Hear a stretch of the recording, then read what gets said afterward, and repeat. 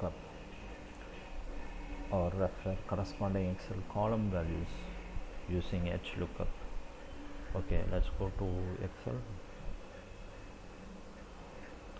Okay, let me delete this. Okay, what I have is, okay, now what I have is two rows, which is the country and capital.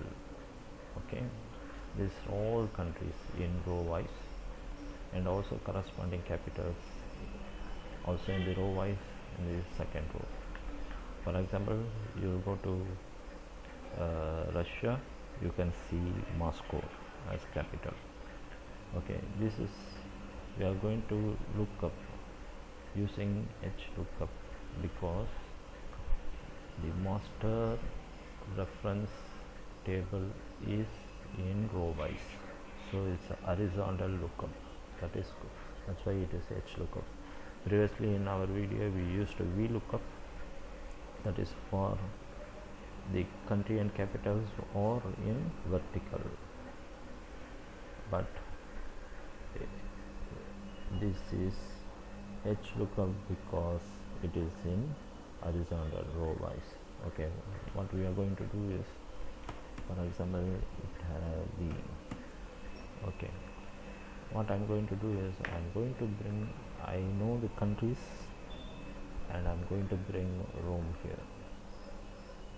Okay, so I know the country, I want the corresponding capital from these two rows, which is the master rows.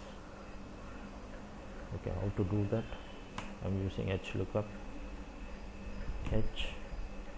HLookup. Okay, what is the lookup value? What is the lookup value you are going to look up? Okay, I'm going to look up Italy, which is the value in F5. What is the master table array? This is the master table array.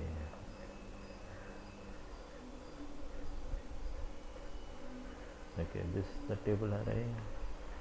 I'm going to look up the value A5 in this table. This is the table which is in row. That's why we are using HLookup. Okay, which is the row value you are going to return back. You want to return back country or row capital? We are going to return back capital. So which is the row number 2.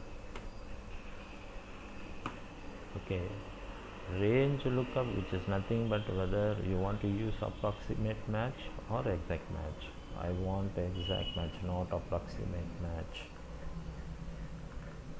which is false. So I enter,